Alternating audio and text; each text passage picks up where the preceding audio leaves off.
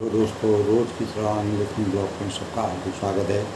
सबके मंगल भविष्य की कामना के साथ दोस्तों, आज 11 मई 2024 दिन शनिवार, वैशाख माह के शुक्ल पक्ष की चतुर्थी तिथि 2:03 तक और शुकर्मा योग का सहयोग रहेगा। दोस्तों 10:02 तक शुकर्मा योग रहेगा। उसके बाद द्वितीय योग का सहयोग बन रहा है।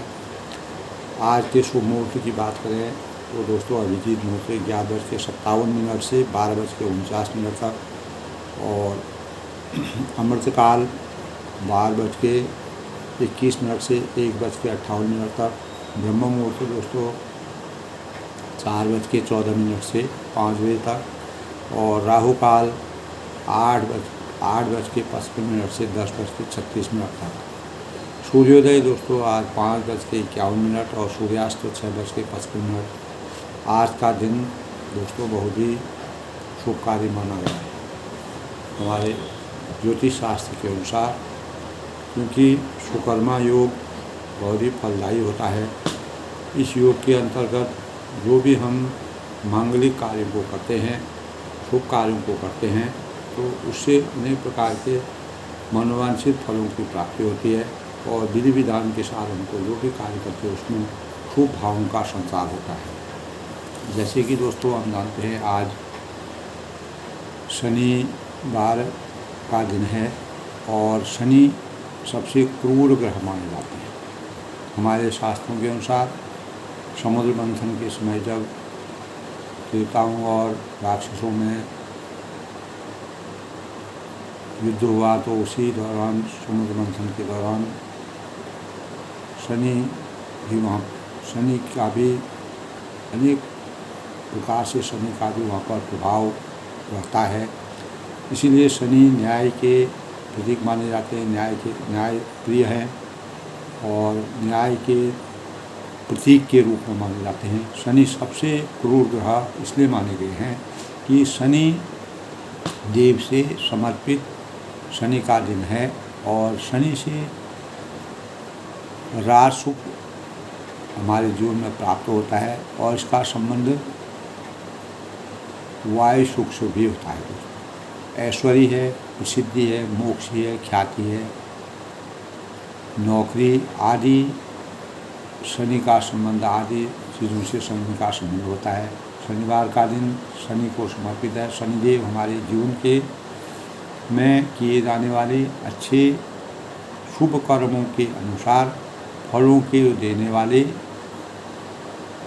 फलों के प्रदाता कहे जाते हैं।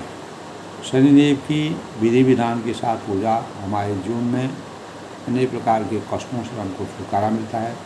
पूजा पाठ उपासना करने से रोगों से छुटकारा मिलता है। कठिन परिस्थितियों में हमारी रक्षा करते हैं। जीवन में 3 बार दोस्तों शनि की साढ़े साथी प्रत्येक साधक के जीवन में आती है। हमारे कर्मों के अनुसार हम जिस प्रकार के कार्य करते हैं, जिस प्रकार के शनि ग्रह हमारे कुंडली में बैठा रहता है, उस प्रकार से हमारे दशाएं हमारे ऊपर आती हैं। लेकिन शनिदेव की उपासना करने से, विधि विधान के साथ पूजा करने से और शनिदेव का अगर हम उपचार करें, शनिदेव का शनि पाठ करें और हनुमान चालीसा, शनिदेव हनुमान जी के बहुत ही प्रिय देव माने गए हैं। हनुमान जी और शनि का आपस में बड़ा सामंजस्य है और कलयुग में यही दोनों देवता जो है सृष्टि के मानक माने गए हैं और जब तक सृष्टि रहेगी तब तक शनिदेव और हनुमान जी का वास माना गया है। तो दोस्तों इस प्रकार के भाव हमारे शास्त्रों में है। शनि प्रभाव के अनुसार हमारे जीवन में शुभ और अशुभ फलों के दाता होते हैं। विधि पूर्वक और शनिदेव की पूजा दोस्तों शाम के टाइम पर पीपल के पेड़ के नीचे शनि की उपासना और दीपक जला करके शनि उपासना की जाती है। काली वस्तुओं का दान किया जाता है। काली उड़द का दान करके और सरसों के दीपक को जला करके शनि की उपासना करनी चाहिए। अनेक प्रकार के रोग है, शोक है, दुख है, दारिद्र्य है, विदा है, सब हमारी दूर होती है। तो इस प्रकार दोस्तों शनिदेव की परिक्रमा पीपल के पेड़ में जाके परिक्रमा करने से हमारे जो शनि के दोष होते हैं, कष्ट होते हैं, वह समाप्त हो जाते हैं। इस दिन दोस्तों ख़ास तौर से हमको लोहा और नमक, तेल, ये चीज़ें नहीं खरीदनी चाहिए, क्योंकि शनिदेव को तेल इस दिन चढ़ाया जाता है। और शनिदेव जो है, सुंदर कांड का पाठ इस दिन शनि दोष से मुक्ति के मिलती है। शनि का पाठ करना बहुत ही शुभ कार्य बनता है। हिंदू धर्म तथा हमारे सनातन धर्म में शनि कर्म फलों के दाता माने गए हैं। इस दिन बुजुर्गों को, असहायों को, दीन दुखियों को, प्राणियों को की सेवा करने से शनि दोष दूर होते हैं। और किसी का अनादर, दुर्व्यवहार नहीं करना चाहिए, क्योंकि शनि गरीबों की, असहायों की, दीन दुखियों की मदद करते हैं, उनकी रक्षा करते हैं। इसीलिए उनको सताना हमारे जीवन के लिए नुकसानदायक होता है। कभी भी किसी को सताना नहीं चाहिए। लेकिन शनि देवता जो है दोस्तों, अगर किसी को कोई बुराई करता है, अन्याय करता है, अधर्म करता है, न्याय उसके लिए, उसके जीवन के लिए परेशानी करता है, तो शनि दोष उसको लगते हैं। और काले कुत्ते को दोस्तों इस दिन खिलाना चाहिए, प्राणियों को खिलाना चाहिए, उससे शनि दोष की मुक्ति मिलती है। खिचड़ी इस दिन खानी चाहिए दोस्तों। काले दालों की खिचड़ी बना करके खा करके अनेक प्रकार के सकारात्मक ऊर्जा का हमारे जीवन में संचार होता है। मानव जीवन में दोस्तों कर्म ही भाग्य का निर्माता होता है। हम कर्म करेंगे तभी हमारे भाग्य का चमत्कार होगा। अगर हम कर्म नहीं करेंगे तो हमारे भाग्य में कोई चमत्कार नहीं होगा। तो बिना कर्म के हमारा भविष्य उज्ज्वल नहीं हो सकता। तो सृष्टि में हर एक प्राणी के लिए किसी भी रूप में कर्म करना, कर्मण्येवा अधिकारस्तु मा भवेत्, कर्म प्रधान विश्व रजराखा, जो जस करें तस फल पाए। तो कर्म प्रधान जीवन होना वांछनीय है, ज़रूरी है। अगर और भगवान श्री कृष्ण ने भी गीता में अनेक प्रकार के इस प्रकार के उदाहरण अर्जुन जी को दिए हैं कि कर्म करते रहो, फल की इच्छा मत करो। कर्म करना मनुष्य का प्रधान कर्तव्य है और मनुष्य का ध्येय है। मनुष्य इसी जीवन में कर्म की पराकाष्ठा को करते हुए अपने जीवन को उदात्त करता है। फल की इच्छा परमात्मा पर छोड़ दीजिए और परमात्मा विधि के अनुसार जैसे कर्म करोगे उस प्रकार का हमको फल मिलेगा। संसार में जितने भी प्राणी होते हैं दोस्तों, किसी न किसी रूप में अपने भरण पोषण के लिए, अपने जीवन के लिए, अपने जीवन को चरितार्थ करने के लिए, संतुष्टि के लिए कर्म भावों को करते रहते हैं। किसी न किसी कर्म से वह जुड़े रहते हैं और सार्थक जीवन बनाते हैं। अच्छे कर्मों से दोस्तों हमें संसार में अनेक सांसारिक दोषों से मुक्ति मिलती है। और अगर हम अच्छे भाव करेंगे, अच्छे कर्म करेंगे, नित्य कर्म अच्छे करेंगे, अपने जीवन में अपने जीवन के लिए सकारात्मक कार्यों को करेंगे, निश्चित ही हमको कर्मों का फल मिलेगा। तो हमारे जीवन में गलत कार्य करना, कुसंगत में जाना, अच्छी संगत का पालन करना, ये हमारे कर्म फलों का के लिए बड़े मानक होते हैं। सत्संग के सानिध्य में जाना, अच्छे लोगों के सानिध्य में जाना, ये शनिदेव हमको इस प्रकार के भावों से शनि दोष हमारे दूर होते हैं। अगर हम सही कर्म फलों को अगर अपना कर्म प्रधान विश्व रजराखा, जो जस करें तस फल पाए। इस प्रकार शनिदेव की उपासना करने से अनेक प्रकार के हमारे शनिदेव दूर होते हैं। हमारे कष्टों का निवारण होता है, कष्टों से हमको मुक्ति मिलती है। हम अपने जीवन को कठिनाइयों का जीवन होने पर शनि अगर हमारे गलत भावों में बैठा रहता है, गलत हमारे जन्म पत्रिका में, तो हम अनेक प्रकार से पूजा अर्चना करके, उपवास करके, शनि की आराधना करके, दीन दुखियों की सेवा करके शनिदेव से अपने को मुक्ति प्राप्त कर सकते हैं। दान करके, पुण्य करके, जो भी हमारी इच्छा के अनुसार हो उसके अनुसार हम करके शनि दोष से मुक्ति पा सकते हैं। तो रामचरित मानस का दोस्तों प्रसंग चल रहा है। सुंदरकांड का सुंदर सा समय है। सुंदरकांड के अंदर दोस्तों हनुमान जी लंका जाते हैं और लंका में जा कर के वह सीता जी को की खोज करते हैं और रामचंद्र जी की सुग्रीव जो कि वानरों के राजा हैं उनसे मित्रता होती है। उसी परिप्रेक्ष्य में हनुमान जी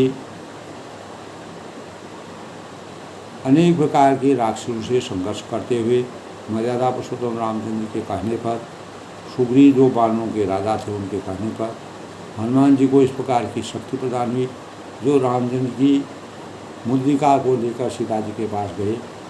वहाँ पर रावण ने अनेक प्रकार के तरह तरह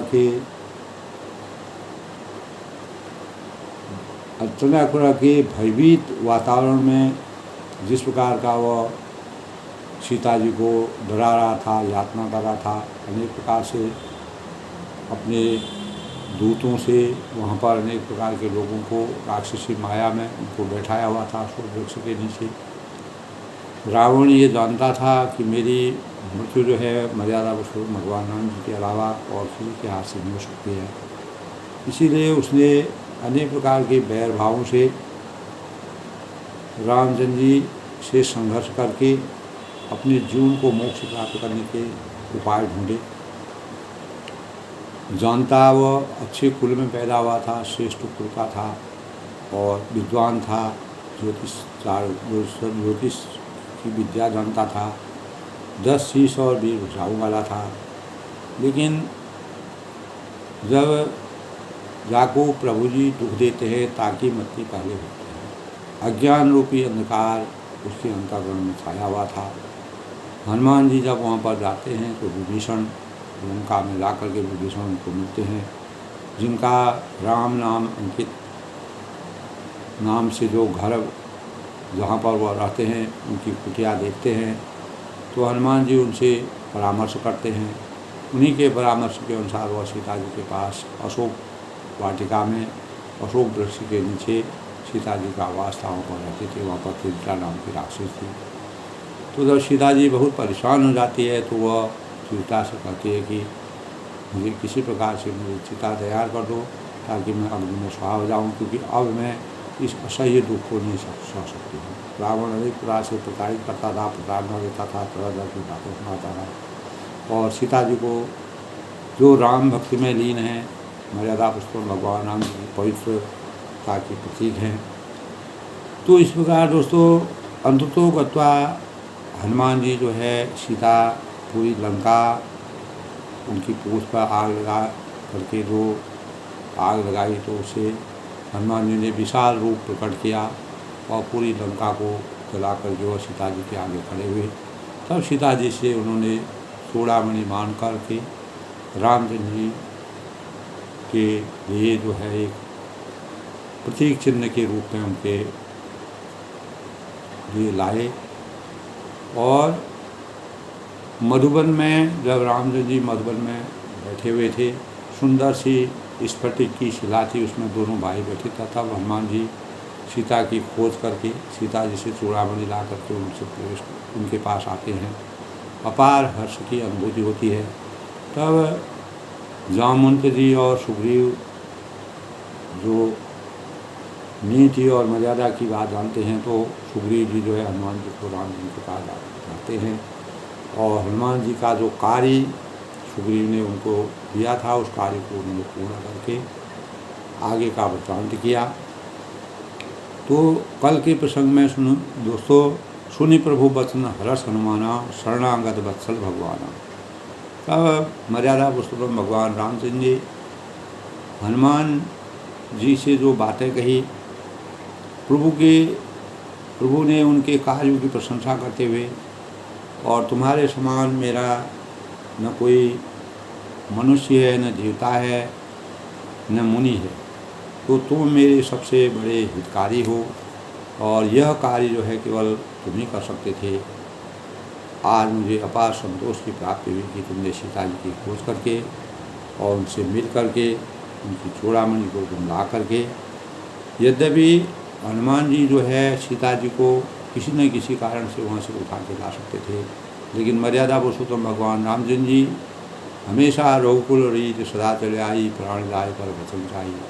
रघुकुल की मर्यादा है, मर्यादा के प्रतिकूल कोई भी कार्य नहीं करता है। ये तभी रावण ने अमर्यादित कार्य करके पूरे सृष्टि के अंदर इस प्रकार के भाव व्यक्ति के जो उसकी मृत्यु का कारण बने, उसकी दुष्टता का कार्य बने। और आज भी इसीलिए रावण की को जलाया जाता है। अन्याय पर न्याय की विजय का प्रतीक माना जाता है। इसलिए मर्यादा पुरुषोत्तम भगवान राम की नीति और मर्यादा के अनुसार रावण पर संघर्ष करके पूरी सेना के साथ विजय प्राप्त करके, विधि विधान के साथ विजय प्राप्त करके जब रावण का अंत करेंगे और उसका विजय प्राप्त करेंगे, तभी सीता जी को लाएंगे। केवल सीता जी की खोज के लिए सुग्रीव जी ने उनसे कहा था और उसी के अनुसार हनुमान जी ने अपना कार्य किया। तो भगवान रामचंद्र जी ने हनुमान जी को इस प्रकार की शक्ति दी। शिव जी और उमा पार्वती भी कहती हैं कि यह कपि को, जो बंदर हनुमान जी हैं, इनको शक्ति जो है मर्यादा पुरुषोत्तम भगवान राम जी से द्वारा प्राप्त है। प्रभु के इस प्रकार मर्यादा पुरुषोत्तम भगवान राम जी जब हनुमान जी की प्रशंसा करते हुए उनके कार्य को देखकर, उनके लक्ष्य को जिस प्रकार से लक्ष्य के अनुरूप उन्होंने कार्य किया, तो भगवान ने सुनि प्रभु वचन हर्ष हनुमान। मर्यादा पुरुषोत्तम भगवान राम जी जिस प्रकार के भाव उनसे कहे, उससे हनुमान हर्षित हुए और मन में कहने लगे कि भगवान कैसे शरणागत या शरणागत में आए हुए पिता की भान प्रेम करने वाले। क्योंकि विभीषण जी जो है वह जो है लंका से जब रावण ने उनको अनेक प्रकार से, विभीषण ने रावण को समझाया और तरह तरह के नीति मर्यादा और आचरण के अनुसार बातें कही और सीता जी को निसंकोच देने के लिए कहा, उसी में तुम्हारा हित है। लेकिन रावण अज्ञान रूपी अंधकार के पर्दे से पर्दा उसके अंतःकरण में ढका हुआ था। उसने बिना युद्ध करने की ठानी और किसी की बात से उसको पर से नष्ट नहीं हुआ। तब मर्यादा पुरुषोत्तम रामचंद्र जी ने जब विभीषण को समझाने पर विभीषण को भी उन्होंने धुतकार दिया, उनको भी लात मार दी, उनका भी अपमान कर दिया। तब विभीषण जो है मजबूर होकर के राम जी की शरण में आए। तो सुग्रीव जी को और सभी बंदरों को इस प्रकार का संशय होता है कि काम रूप के ही कार्य में आवा, भेद हमारा लेन तो आया, हमारा भेद लेने तो नहीं आया है, राक्षसी माया है, इसका कुछ कहना। लेकिन मर्यादा पुरुषोत्तम भगवान राम अंतर्यामी से उन्होंने कहा कि जो शरण में शरणागत कोई भी आता है, हजारों गौ ब्राह्मणों और अनेक प्रकार के अत्याचार और पापों को करने के बाद भी जो परमात्मा की शरण में आ जाता है, उसको अवश्य शरण लेनी चाहिए। विभीषण तो भक्त वत्सल है, भक्त है। तो ऐसी बातों को सुन करके तो मर्यादा पुरुषोत्तम भगवान राम जी के अंतःकरण में शरण में आए हुए जो सेवक होते हैं, उनके लिए किस प्रकार के भाव थे, उसको सुनकर हनुमान जी ने अपार हर्ष की अनुभूति की। शरणागत को लेत रही निज अनेक अनुमान, ते नर पावर पाप तुम्हें विलोकन। तो वो कहते हैं वो मानव जो है पामर के समान मूर्ख है, जो शरण में आए हुए व्यक्ति को अपने सम्मान नहीं देता है, शरण नहीं देता है। कूट बीबर लागे जाऊ, आये शरण तरम काबू, सन्मुख हो जीव मोहित वही जन्म कोटि नाश। यानी जिसे करोड़ों ब्राह्मणों की हत्या भी लगी हो और वो भी अगर शरण में आता है तो उसको शरण देनी चाहिए। जीव वो मेरे सम्मुख होता है, उसके करोड़ों जन्मों के पाप हमेशा के लिए छोड़। तो कल के प्रसंग में इस प्रकार की बातें दी। पावंत कर सहर स्वभाव, भजन मोर दही भावन खाओ, जो पे दुष्ट हृदय सोई होई, मोरे सम्मुख आओ। यानी पापी का सहज स्वभाव होता है और मेरा भजन उसे कभी नहीं सुहाता। यदि वह रावण का भाई निश्चय ही दुष्ट हृदय का होता है तो क्या मेरे सम्मुख वह कर जा सकता है? कुछ नहीं कर सकता है। निर्मल मन जन सो मोहि भावा, यानी मुझे निर्मल मन के लोगों से बहुत ही प्यार है, स्नेह है। मोह कपट छल सिद्ध न भावा, और किसी प्रकार का कपट छल सिद्ध मुझे अच्छा नहीं लगता है। मैं ऐसे स्वभाव के लोगों से दूर रहता हूँ। भेद लेन पटवा रशीस, अगर दर्शीस, अगर रावण ने उनको दुत्कारा था, उनका अपमान किया था, उनको लात मारी थी, लेकिन भगवान रामचंद्र जी को अंतर्यामी थे, उनको पता था अगर रावण ने भेद देने के लिए भी अगर इसको भेजा है तब उनको जो है फिर भी जो है तब न कछु भय हानि पुलिस, वो हमारी किसी प्रकार से कोई हानि कर सकता है, कोई हमारा कुछ नहीं बिगाड़ सकता है। जगमो सका विशाल यदि लक्ष्मण हनु निमिष्ट हम देते। अब उन्होंने कहा कि लक्ष्मण ही इन राक्षसों को मारने के लिए बहुत है, मेरी जरूरत ही नहीं पड़ेगी। जो सभी आवासन आई का प्राण, अगर यदि वह भयभीत होकर मेरी शरण आया है तो मैं प्राणों से, जिस प्रकार अपने प्राणों की रक्षा की जाती है उस प्रकार उसकी रक्षा, शरणागत में जो आते हैं उनकी रक्षा करना मानव धर्म का सबसे बड़ा मानव धर्म है। उभय भांत देहान हूँ भजकर कृपाल वेद, जय कृपाल कही कभी सदे अंगद हैं। यानी दोनों अंगद और हनुमान जी इस प्रकार से दोनों विभीषण जी को देने के लिए गए, क्योंकि वो शरण में आए हुए थे। तब उन्होंने देखा कि विभीषण आए हुए हैं। तो कल के प्रसंग में दोस्तों यही कि विभीषण मर्यादा पुरुषोत्तम भगवान की शरण में आते हैं और तब कहते हैं कि अहंकार का परित्याग। तो रावण को जिस प्रकार का अहंकार था उसका परित्याग कर देना था, क्योंकि जब से विभीषण ने रावण को छोड़ा तो रावण का आधा जीवन समाप्त हो गया। तो अहंकार किसी भी व्यक्ति का पतन सुनिश्चित कर देता है। यही रावण के अहंकार का सबसे बड़ा मानक है। इसीलिए रावण जो है, रावण का अंत हुआ। जहाँ अहंकार होता है वहाँ विनम्रता, बुद्धि, विवेक और चातुर्य का लोप होता है, वो हमेशा क्रियास्त हो। यही रावण के लिए हुआ। वस्तु अहंकार मनुष्य के मस्तिष्क द्वार पर, यानी जड़ा ऐसा ताला है, इस प्रकार का ताला होता है जो सद्गुणों का भीतर प्रवेश नहीं होगा। इसीलिए रावण के अंतःकरण में सद्गुणों का प्रवेश नहीं हुआ था। अज्ञान रूपी अंधकार और अज्ञानता से उसका भरा हुआ था, घमंड और अभिमान उसको था। तो कहा भी गया है दोस्तों, अहंकार में तीनों गए बल, बुद्धि और वंश। ना मानो तो देख लो कौरव, रावण और कंस। कौरव, रावण और कंस की यही दशा है।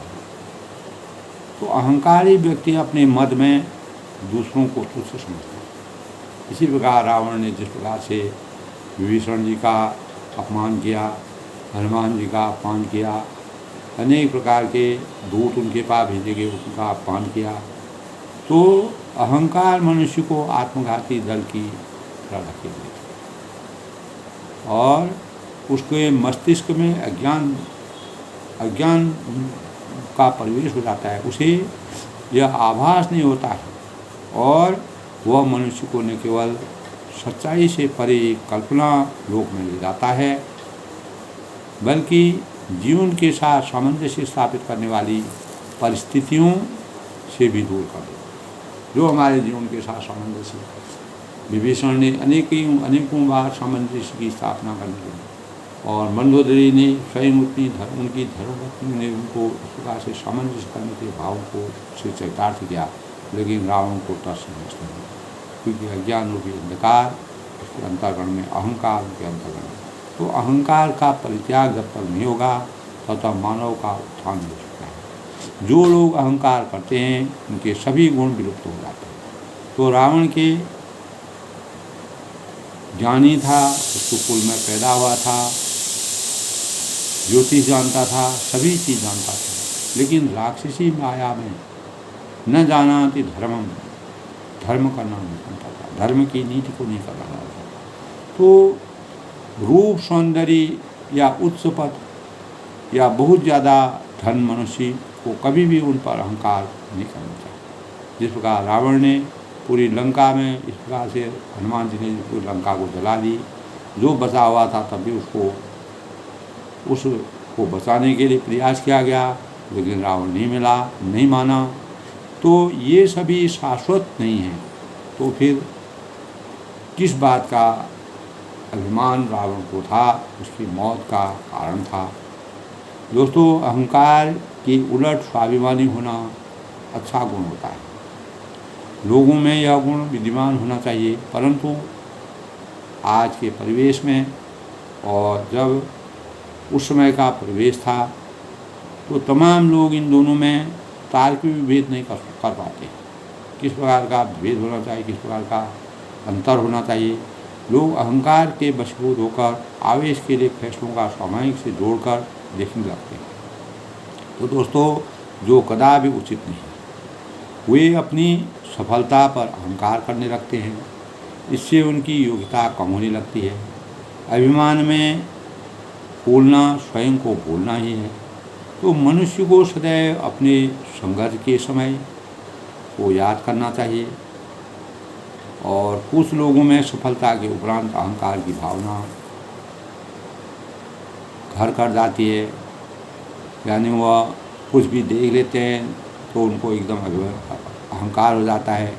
ऐसे लोगों की सफलता अधिक दिनों तक नहीं रहती। तो रावण के 10 से 20 भुजाएं थी, ज्ञानी था, लेकिन अज्ञान रूपी अंधकार से भरा था। अहंकार से वो कहता था कि संसार में मेरे को कोई जीत नहीं पाएगा, जीत न सका, कोई मेरे को जीत नहीं सकता है। तो सदैव इस बात को हमें अपने अंतःकरण में प्रत्येक मानव मात्र को रखना चाहिए कि सफलता के बाद अहंकार नहीं, अपितु विनम्रता के भाव को अपने अंतःकरण में पोषित करने चाहिए। अगर रावण को थोड़ा भी विनम्र होता तो रामचरितमानस की वास्तव में रचना भी नहीं होती, और ये अज्ञान रूपी अंधकार से अहंकार क्या चीज़ होती है उसकी अंतिम पराकाष्ठा तक हम नहीं पहुँच पाते। तो रावण ने अहंकार को अंत समय तक जिस प्रकार से रखा, उसका क्या निर्णय हुआ वो मानव जीवन के लिए प्रेरणा का स्रोत है। तो अभी तो विनम्रता के भाव पोषित करनी चाहिए। इसमें कोई किसी प्रकार की दो प्रकार की राय नहीं है दोस्तों। कि अहंकार और अकड़ जिद्दीपन वास्तव में ऐसी दौड़ है, ऐसी भागा दौड़ है जहाँ हर जीतने वाला हार जाता है। अगर इस प्रकार की व्यक्ति होती है, अगर हम जीतने की हमको क्षमता है तो हम हार जाते हैं। इसीलिए जीवन में अहंकार का परित्याग कर विनम्र होना मानव जीवन का सबसे बड़ा कर्तव्य है। विनम्रता हमारे जीवन को सार्थक बनाती है, लेकिन रावण के अंतःकरण में विनम्रता नहीं थी। विभीषण ने अनेक बार समझाने पर भी रावण अहंकार का परित्याग नहीं कर पाया। तो विभीषण की मजबूरी थी, वह रामचंद्र के शरण में आए, उसका जीवन धन्य हो गया। तो कल के प्रसंग में दोस्तों इस प्रकार के रावण के अहंकार की बातें और थीं। तो सादर कहीं आगे कहीं बानर चले जहाँ रघुपति करना कर। विभीषण को आदर सहित आगे करके बानर सब विभीषण को लेकर के मर्यादा पुरुषोत्तम भगवान राम के पास गए और दूर रहते देखे दो भाई, जहाँ करुणा की खान मर्यादा पुरुषोत्तम भगवान राम जी और अंतर्यामी रघुकुल के श्रेष्ठ श्रेमणी दोनों भाइयों को जब देखा तो विभीषण की आंखों में अपार आनंद की अनुभूति हुई। नयनानंद दान के दाता, अत्यंत सुखद। दोनों भाइयों को विभीषण ने एक दूसरे को देखा, उनको ज्ञान की प्राप्ति हुई, परमात्मा के दर्शन हुए, मोक्ष की प्राप्ति जैसा हुआ। आत्मा और परमात्मा का बोल बहुरी राम सभी राम बिलोकी रहीम तटुल भुज बलवंग को कंजारन लोचन श्यामल गार कमय। तो फिर शोभा के धाम श्री राम जी को देखकर वो पलक मारना तक भूल गए। एक टक नज़र से वो उनको देखते रहे और रोक कर ठिठक कर स्तब्ध हो गए। किंग कर्तव्य मौन हालत पर आ गए। एक टक देखते ही जो कभी भी अपने अंतःकरण में विश्वास भी नहीं करते थे मर्यादा पुरुषोत्तम भगवान राम का सामने होगा। तो भुज प्रबंध कंजारुण लोचन, भगवान की विशाल भुजाएँ हैं विश्व विशाल स्वरूप है, श्यामलगात पुनर्वैरोचन। और विभीषण जी देखते हैं कि लाल कमल के समान नेत्र हैं और शरणागत के भय का नाश करने वाले सौंदर्य। इस प्रकार के साकार रूप को लेकर के विभीषण जी अपने को धन्य मानते हैं। सिंध कंद आयत उर्फ सिंह के समान जिनके कंधे हैं, आनन अमित मदन बन होगा और चौड़ी छाती है, अत्यंत शोभा दे रहे हैं। ऐसी शोभा को लेकर नई नई पुलकित दिखाता असंख्य कामदेवों के मन को भी मोहित करने वाला सुख प्राप्त होगा और मन धरी धीर कहीं बुलवाता। भगवान के स्वरूप को देखकर विभीषण जी के नेत्रों में प्रेमाश्रु का जल भराया। परमात्मा के दर्शन हो गए और दिव्य स्वरूप उनको दिखाई दिया और वह हमेशा के लिए धन्य हो गए। शरीर अत्यंत पुलकायमान हो गया। फिर मन में धीरज धरकर उन्हें कोमल वचन, आप विभीषण जी के आप कोमल वचन कहते हैं दोस्तों, ना दशावन कर्म तो कहते हैं वो तो छुप नहीं सकता है दोस्तों। सत्य हमेशा, सत्य की हार कभी नहीं होती है। सत्य पराजय हो सकता है लेकिन उसकी हार नहीं होती। तो न दशारण कर में भाता कि उन्होंने कहा कि मैं ना दसनों रावण का भाई हूँ, निश्चर वंश जन्म सुखा। हे देवताओं के रक्षक स्वामी शिरोमणि भगवान, मेरा जन्म राक्षस कुल में हुआ है, ये निश्चित है। सहज पाप तामस देहा, मेरा तामसी शरीर है। दो प्रकार के चीज़ें होते हैं दोस्तों, एक तामसी होता है, दूसरा राजसी होता है। तो तामसी इस प्रकार का जीवन होता है जिसमें अनेक प्रकार के तामसी चीज़ें खाई जाती हैं, उसी प्रकार की चीज़ों को सेवन किया जाता है, वही चीज़ पहना जाता है, उसी परिवेश में रहना पड़ता है। राजसी और सात्विक। राजसी ये होता है दोस्तों कि ठाट बाट राजा, जैसे ठाट बाट। और सात्विक जीवन होता है दोस्तों जो सादा जीवन और विचार के भावों से रहते हैं। तो उन्होंने कहा कि मैं तामसी जीवन में, तामसी परिवेश में पला हुआ हूँ और स्वभाव से मुझे, और स्वाभाविक है कि बचपन से हमें पाप करना सिखाया जाता है। राक्षसी माया में यही है, एक दूसरे की हत्या करो, पाप करो। जिस प्रकार कलयुग में आतंकवादियों का बोलबाला है, अनेक प्रकार के निर्जीव लोगों को मार देते हैं, हत्या कर देते हैं और स्वयं की ही उनको परवाह नहीं होती है। यही माया राक्षसी माया में उस समय दोस्तों त्रेता में जो है, उस समय राक्षसों का इस प्रकार का तांडव था जो आज इस प्रकार के जो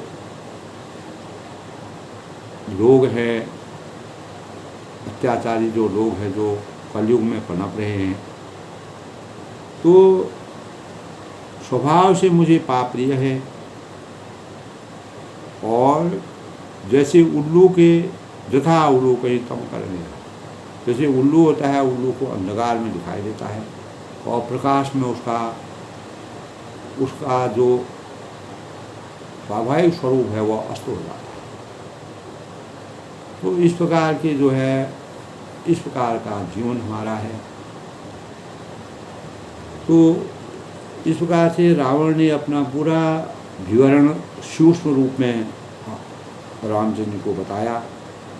सुवर्ण सुजा सुन आए हूँ, प्रभु बंदन हो त्राय त्राय आरती हर सन्न सुरा। जिस प्रकार इस समय आतंकवादियों का समूह अनेक प्रकार के निर्मम और निर्जीव और किसी प्रकार की दया भाव उनके अंदर नहीं होती थी, यही कमी राक्षसों में थी। इसीलिए उनको अहंकार होता था, वह स्वयं की परवाह न करके दूसरे की भी परवाह नहीं करते थे और उनका कार्य नरभक्षी थे और प्राणी भक्षी थे। अहिंसा, हिंसा करना उनका कर्तव्य था, अहिंसा से वो हमेशा दूर रहते थे। लेकिन विभीषण ने कभी भी इस प्रकार के कार्य नहीं किए, लेकिन परिवेश वैसा ही था, उसी परिवेश में रहता था। तो सुवर्ण सुजाओ सुन आए हूँ, मैं कानों से आपका सुर सुनकर आया। मैंने जब अपने कानों से बचपन से जब मैंने आपके सुंदर यश को सुना और मैं आपके शरण में आया हुआ हूँ, प्रभु वंदन बहुगी। और प्रभु जन्म मरण के भय का नाश करने वाले परमात्मा मर्यादा पुरुषोत्तम भगवान रामचंद्र जी का स्वरूप है। त्राय त्राय आरती है, हे दुखियों के दुख को दूर करने वाले परमात्मा, शरणागत सुख देने वाले, शरण में आए हुए लोगों को सुख देने वाले रघुवीर, मेरी रक्षा कीजिए, रक्षा कीजिए। यानी मुझे अपने चरणों में स्थान दीजिए, क्योंकि मैं चरणों में स्थान देने लायक नहीं हूँ, क्योंकि मैं पापी हूँ और सहज पाप प्रियतामस देह। मैंने हमेशा पाप का जीवन देखा है। तथा उल्लू कहितम, जिसका उल्लू होता है उसको अंधेरे में ही अच्छा लगता है। अज्ञानता में जिसका रावण को अज्ञानी अच्छा लगता था, ज्ञान और नहीं ज्ञान की पराकाष्ठा में नहीं आना चाहता था। इस प्रकार से जब विभीषण ने अनेक प्रकार से परमात्मा से आराधना की, उनके शरण में आया, अपनी बातों को कहा, अपने विचारों को कहा, अश कहीं करत दंडवत देखा, तुरंत उठे तो हर्ष विशेषा। इतना करने पर दीन वचन सुने प्रभु मन भावा, भुज विशाल अश कहीं करत दंडवत देखा, तुरंत उठे तो हर्ष विशेषा। तब विभीषण जी हनुमान जी से इस प्रकार के भाव कहे, इस प्रकार के विचार कहे, और हनुमान जी के बारे में भी उन्होंने विचार कहे। और विभीषण जी ने प्रभु उन्हें ऐसा कहकर दंडवत करते हुए परमात्मा ने देखा तो अत्यंत हर्षित होकर तुरंत वह उठा।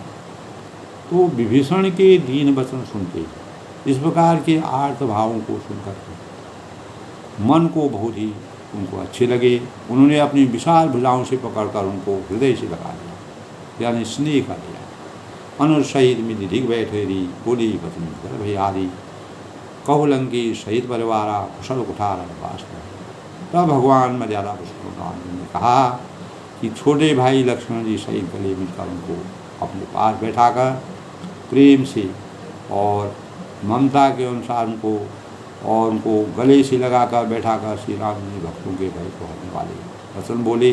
कहा कि हे लंकेश, परिवार सहित अपनी कुशल कहो, तुम्हारा निवास बुरी जगह का क्यों हुआ, क्यों बुरी जगह पर है, इसलिए आप ठीक ठाक हैं, कैसे हैं। कोई भी व्यक्ति दोस्तों अगर दूसरे की शरण में आता है, सबसे पहले उसकी कुशल पूछी जाती है। खल मंडली बसों दिन राती, सखा धर्म वहीं पर जाते। दिन रात दुष्टों की मंडली में बसते हो, ऐसी दशा में सखा धर्म वहीं की बात। तुम सखी तुम्हारा धर्म किस प्रकार से निभाते, तुम अपने धर्म की मर्यादा को कैसे निभाते हो। इतना जीवन तुमने व्यतीत कर दिया और जो तुमने कैसे व्यतीत किया। मैं तुम्हारी सबदी जानता हूँ, मैं जानूँ तुम नहीं सकते। मर्यादा पुरुषोत्तम भगवान राम जी अंतर्यामी हैं। विभीषण की भक्ति भाव को वो जानते हैं। किस प्रकार से विभीषण 32 दांतों के बीच में जिस प्रकार जीव रहती है, उसी प्रकार वह जो है राक्षसी माया में सुंदर सी अपनी कुटी बना करके राम नाम का रात दिन जब करते थे, वही पर रहते थे।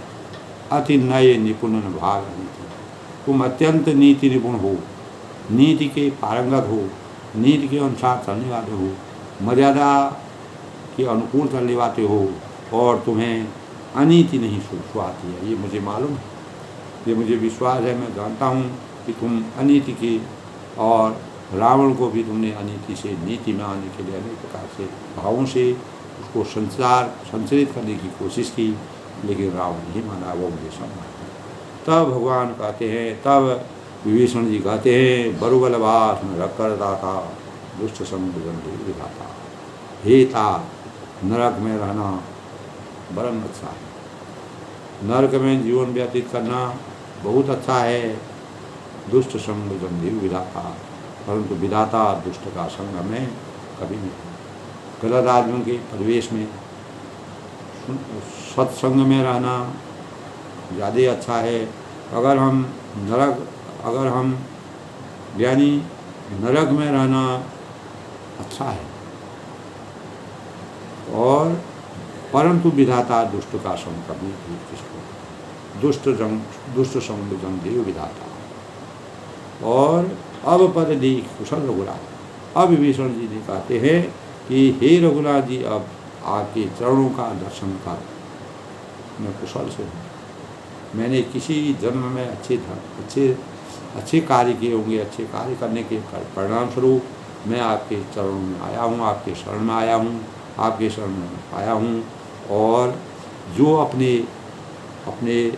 जो आपके अपना सेवक मानकर मुझ पर, आपने अपना सेवक मानकर मुझ पर जो दया की है, जो अनुकंपा की है, जो अपने भाव से मुझे हृदय से लगाया है, मुझे शरण दी है, मैं उसके लिए हमेशा धन्य हूँ, आपका आभारी हूँ, आपका पात्र हूँ, आपका सेवक हूँ। तब इस प्रकार से विभीषण ने अपने भावों को मर्यादा पुरुषोत्तम भगवान रामचंद्र से बरबलवास में रखकर रहा दुष्ट संग, यानी हेता नरक में रहना बहुत अच्छा है।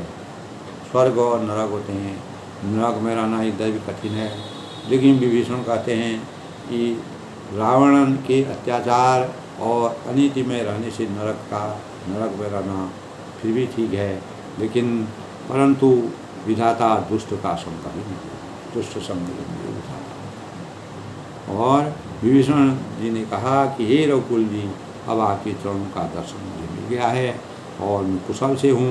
आपने अपना सेवा मुझे बना दिया है, अपने चरणों में मुझे स्थान दे दिया है। तब लगी कुशल में जीव कहूँ सपने मन विश्वास। तब तक जीवन की कुशल नहीं और न स्वप्न में उसके मन की शांति है, जब तक वह शोक के घर काम विषय कामना को छोड़कर श्री राम को नहीं जाता। इस बात को जो है विभीषण ने जो अंतरोगत्वा मन वचन और वाणी से माना कि मर्यादा पुरुषोत्तम भगवान राम की शरण में आना, उनका भक्त वत्सल होना, और तब तक जीवन हमारा कुशल से नहीं हो सकता है, हमारा जीवन सार्थक नहीं हो सकता है, हमारा जीवन वास्तविक